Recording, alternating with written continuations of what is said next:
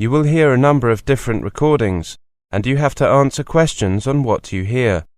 There'll be time for you to read the instructions and questions, and you have a chance to check your work. All the recordings will be played only once. The test is in 4 sections.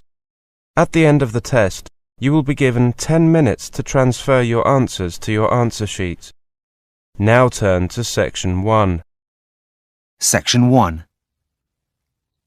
You will hear a telephone conversation between a customer and a sales assistant for a mail order company. First, you have some time to look at questions 1 to 6.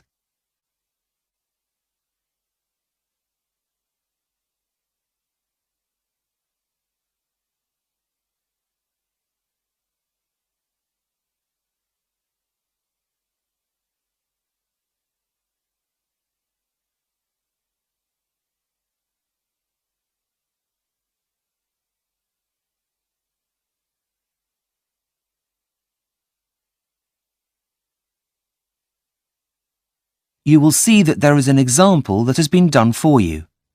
On this occasion only, the conversation relating to this will be played first. Good morning. How can I help? I'd like some help with ordering a book. I've tried your website, but it says it's offline at the moment and to call this number. The answer is website. So website has been written in the space. Now we shall begin. You should answer the questions as you listen because you will not hear the recording a second time. Listen carefully and answer questions 1 to 6. Good morning. How can I help? I'd like some help with ordering a book. I've tried your website, but it says it's offline at the moment and to call this number. Oh, yes. I do apologise. We've been having some problems with it, but I can take the order over the phone if you like. That would be great. It's a gift, you see. Can I take your name, please? Yes, of course. It's Zara Freeman. Is that Zara with an S or a Z? With a Z. Z-A-R-A. Just writing that down. Right. What was the title of the book you'd like me to order? I think it's called Future Words. No, hang on. Sorry. That's Future Worlds. Okay, just typing that in. I can't seem to find it. Do you know the name of the author? I'll do a search. Yes, it's by a man called Richard Watson. Watson, as in W-A-T-S-O-N. Yes, that's right. Oh, yes, here it is. It's only just been released. It's a self-help book, is that right? Yes. Now, it costs £12.99. Yep, that's fine. OK. How would you like to pay? Is a debit card okay? No, sorry. We only accept credit cards. Oh, dear. Just let me check to see if I have it with me. Oh, yes, here it is. Can you read me the long... Before you hear the rest of the conversation, you have some time to look at questions 7 to 10.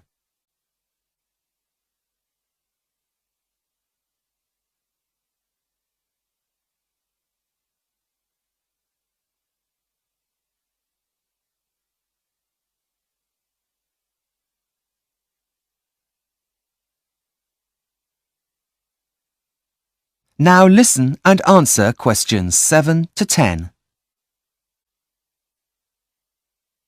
Right, almost done. Now I just need the delivery details. Right, I've got my friend's address here. It's 62 Green Gardens, London, N22. Just typing that in. 52 Green Gardens... No, it's number 62. Now, what kind of delivery would you like? What are the options?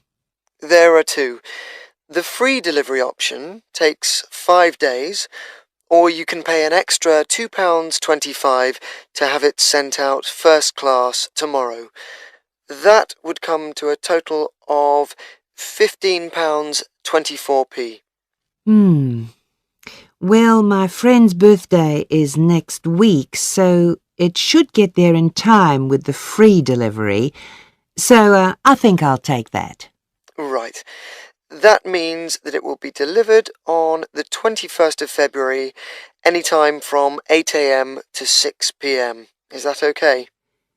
Well, I know my friend leaves early for work, so would it be possible for him to pick it up from the local post office instead? I'm afraid that won't be possible, but I could add some special instructions for it to be left with someone else, a neighbour, perhaps? Actually, yes. I have met the old lady who lives next door, and she's bound to be home. Could you leave it with her? Fine. I'll add that if he's not home, then the package should be left with the neighbour. That's great. Thanks very much for your help. My pleasure. Thank you for shopping with... That is the end of section 1. You now have half a minute to check your answers.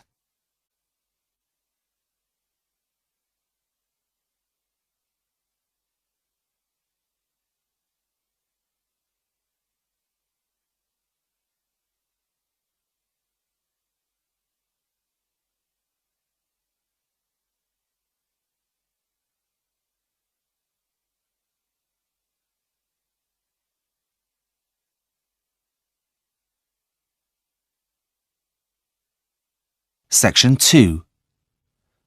You will hear an online guide giving a tour of the home of the future. First, you have some time to look at questions 11 to 16.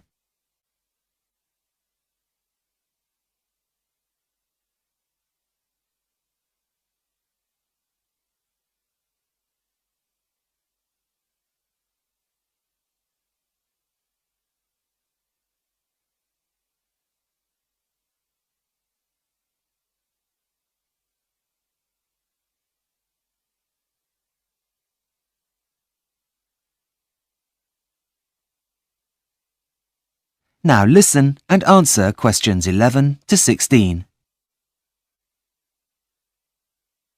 Welcome to the Homes of the Future online website. I will be your virtual guide around the homes you could soon be living in. Let's begin our tour in the bedroom.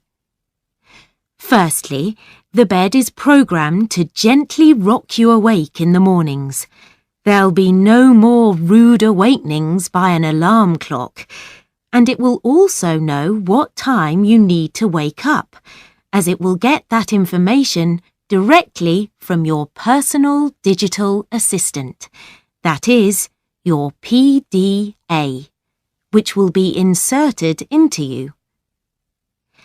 Let's move to the wardrobe. Those are your musical shoes that generate music while you walk. The music will change according to how fast you're walking.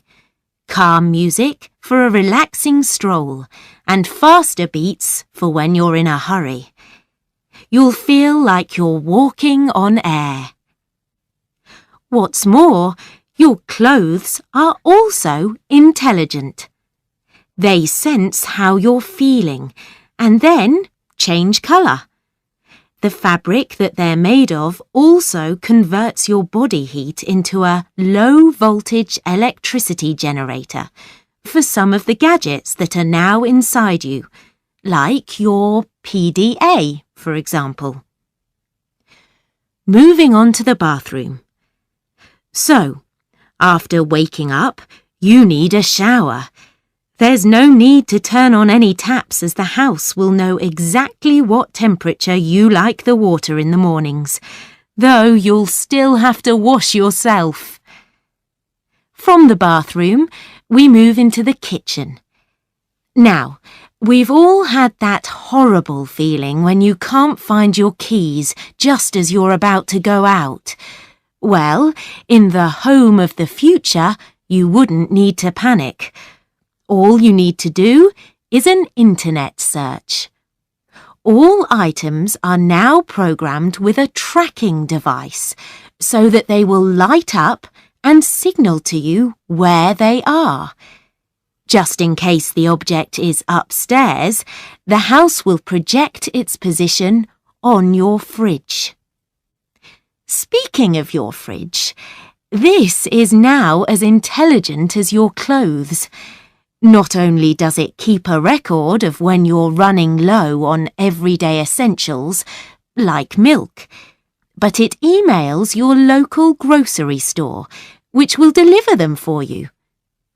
It can also help with planning meals if you have friends over for dinner, by moving the chicken from the freezer so that it'll thaw in time.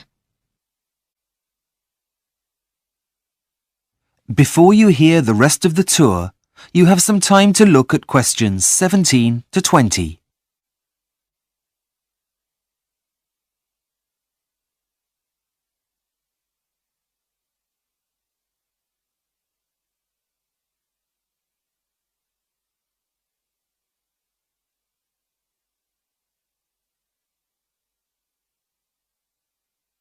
Now listen and answer questions 17 to 20. Lastly, here we are in the living area, which you'll be pleased to hear is still the heart of the family home. Let's enter the room. Now, to the left of the entrance is the main seating area, with a sofa, and directly opposite the entrance is an armchair. The sofa backs onto the wall and the armchair faces to the left across the coffee table to a blank wall.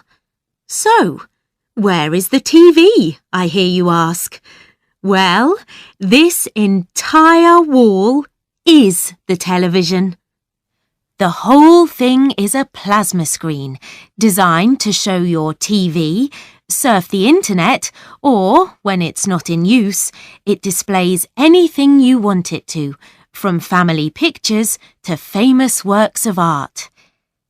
On the opposite wall to the sofa is a fireplace, which still has a real fire. Nothing beats that now, does it? But the rug in front of the fire now also monitors the temperature and either opens or closes the chimney so as not to overheat the room. It still has its normal uses though. As you can see, the cat likes it very much and is curled up on it, happy as can be. What else is on offer? Well, for entertainment, the family still reads books.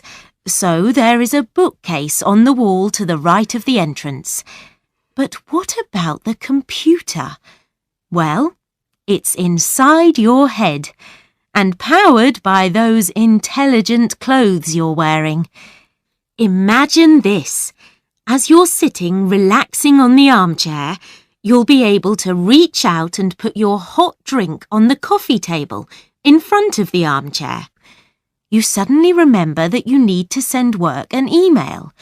That same coffee table, holding your cup, is also a touch-sensitive keyboard for you to type your email and then click send. All you need to do to activate it is say email, and the image of a keyboard will appear. Well, I hope you've enjoyed your tour around the home of the future, and that you'll come visit again soon. Bye-bye. That is the end of section 2. You now have half a minute to check your answers.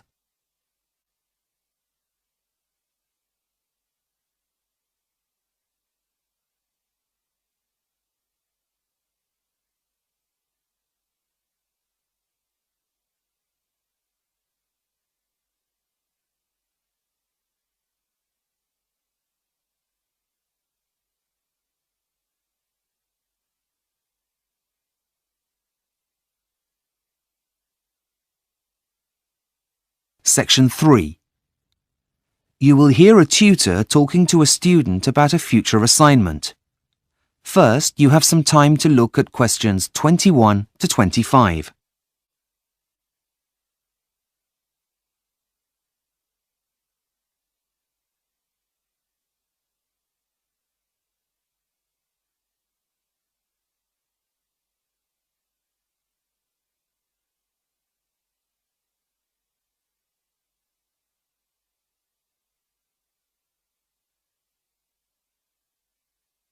Now listen carefully and answer questions 21 to 25.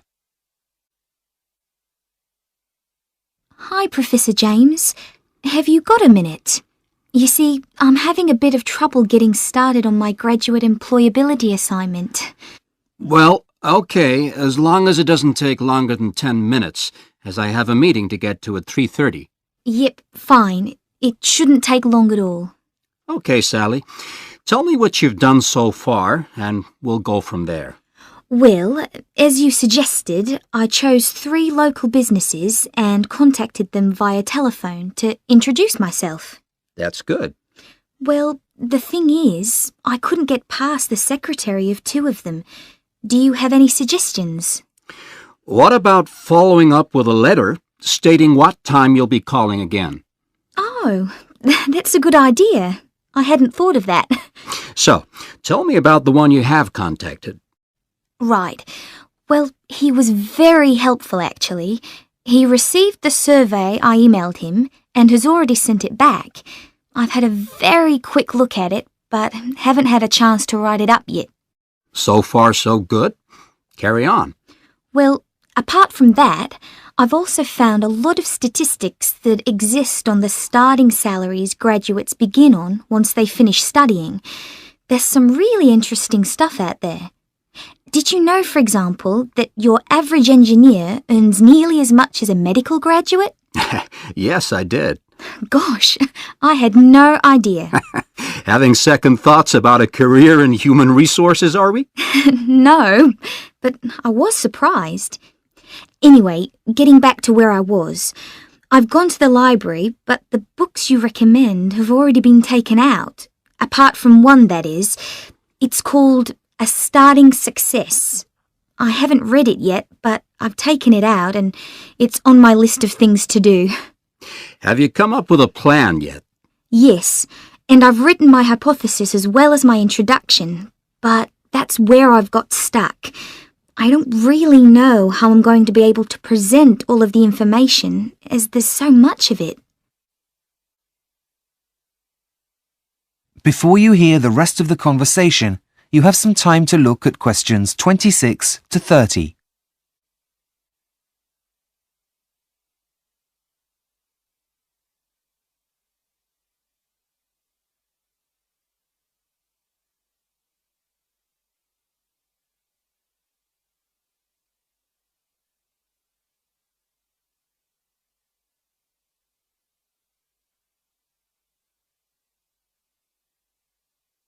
Now listen and answer questions 26 to 30.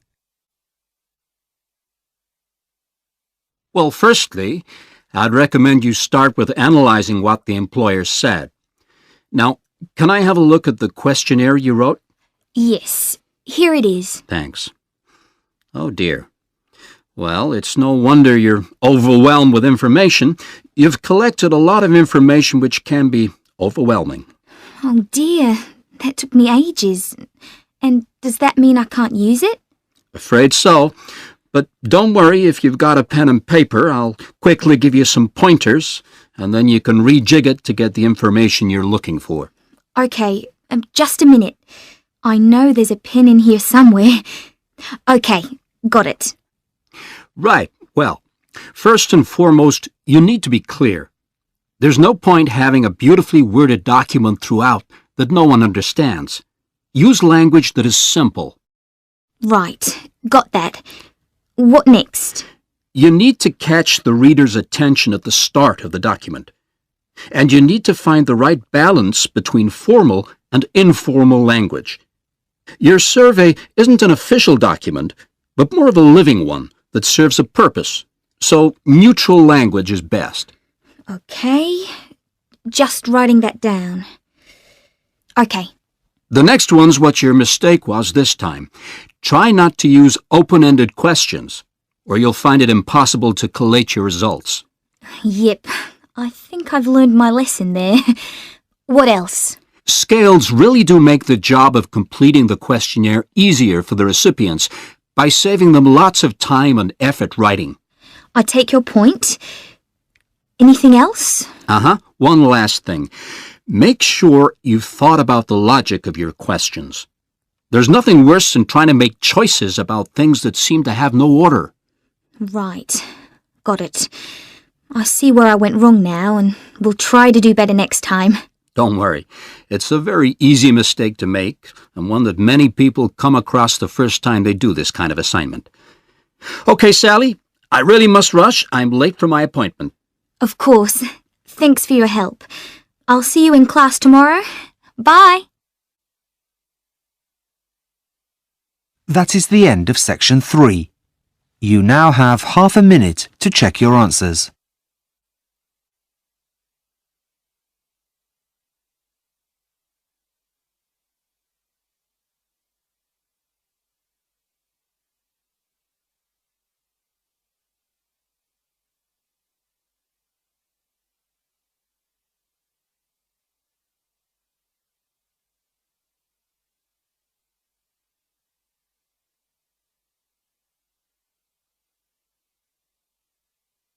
Section 4. You will hear a student giving a presentation about the process of urbanization. First, you have some time to look at questions 31 to 40.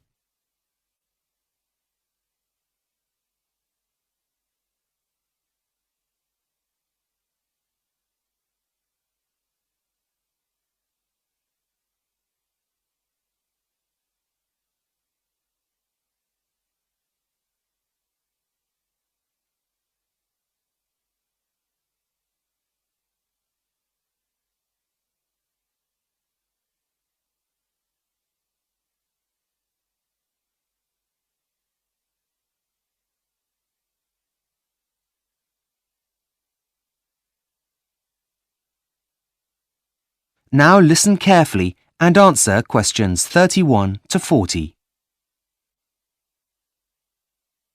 Hi, good morning everyone.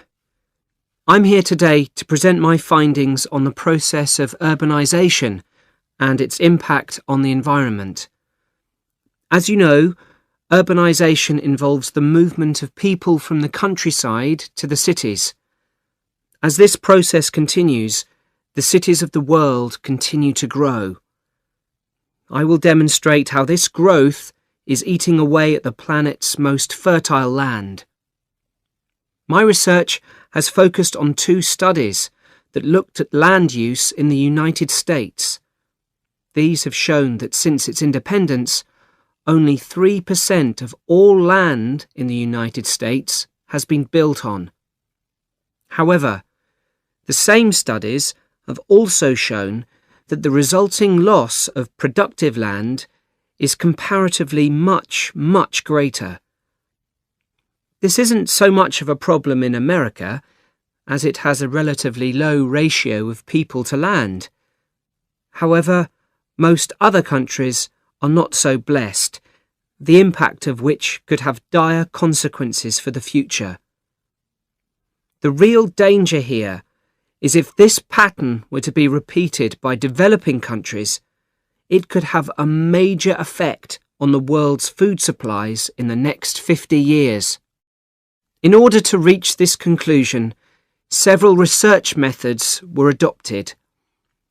A group of scientists in the United States used a weather satellite that normally maps moonlit cloud cover at night. However, on nights when there were no clouds, they used the satellite to map the generation of heat from city lights. They then took the data and divided land use into 3 categories: urban, semi-urban, and non-urban land use. Next, they calculated how active the vegetation is in each region by using different satellites.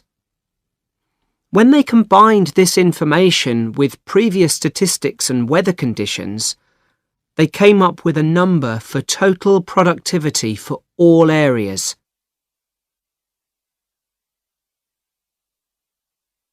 So, what did the results of this process of land classification show? Well, firstly, they proved that although only a tiny percentage of the land in the United States is urbanized, and 29% of land is used for agricultural purposes, the land which has been built on actually has the best soils. These were independently corroborated by a second team of scientists in San Francisco, whose results show that this process is happening even faster in the southeastern corner of the United States. This means that land that is extremely productive from an agricultural point of view is being taken over by lawns, golf courses, and a few scattered trees. As a direct result of urbanization, the researchers in San Francisco calculated that every year 91 million tons of plants are lost in the US. So what does this mean for the future? Well, I have come up with some of my own ideas for practical solutions. Countries should calculate whether urbanization is happening on their fertile lands too, especially if they have large populations compared to the amount of land available, like India and China, for example. If it is, then every effort should be made to stop the process from happening. This can be done in many ways. One of them is to stop investing in the infrastructure of those areas. If people don't have the facilities they need, they won't want to live there.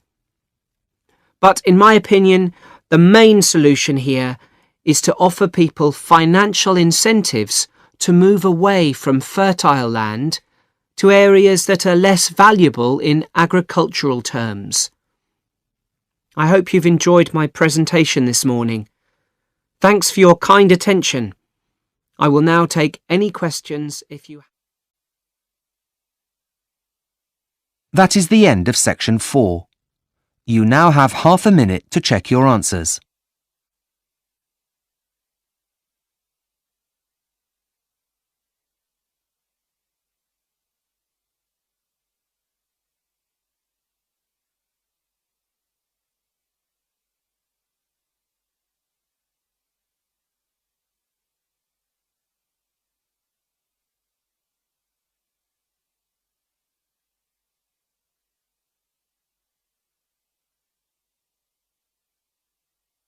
That is the end of the listening test, the IELTS test. You now have 10 minutes to transfer your answers to the listening answer sheet.